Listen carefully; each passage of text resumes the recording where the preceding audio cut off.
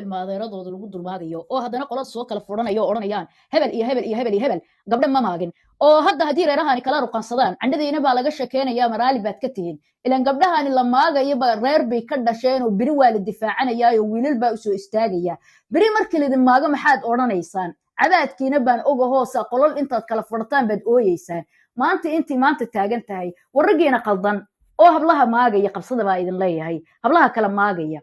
kuwiina waad soo cunteen ceeb baan meesha ku joogtaan ilaahay baa iga sarreeya wiil hartiyo si caado kaftami kara inaanan jirin wiilabana reeraha inaad arweysii kala leeyihiin hartiyo idil dad sharaf leh baa ku jiro oo yaanan isku wada qaadin kudaafadaani ma jeerteen ugu daran yihiin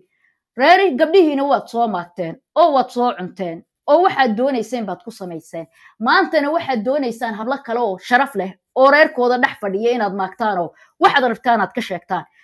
war ma ogtihiin gabdhihiina in haddana la maagayo oo qolo laga furanayo oo sida la doonayo laga yeelayo nacladii nacladu dhashay oo haddaad moodaysaan hablihiina inay badbaadayaan oo hablo kale aad maagaysaan oo hablo kale aad qolal ka furanaysaan oo qolal aad ku maagaysaan oo aad ka sheekeynaysaan waad qaldantihiin baa idin leeyahay war cid idinka ceeb badan oo maanta Soomaali ku dhex jirtana ma jirto oo waad ogtihiin haddii naaga laga hadlo naagaha dhilooyinka la sheegi karo oo la magacaabi karo heblaaye la oran karo idinka dhasheen marka waxaa idin leeyahay intii goor tahay dib intaad isugu laabataan hablahaasi raaligeliya naclad baa idinku taale bilaa sharafto dhashay hartiga kalena magacaha ka wasaqaynina anigu waxaan u jeedaa durbaankaani harti oo la tumayo war ceeb waxaanan ahayn hartiga kale uma soo jiidaysaan magacooda u daaya nacladii nacladu dhashay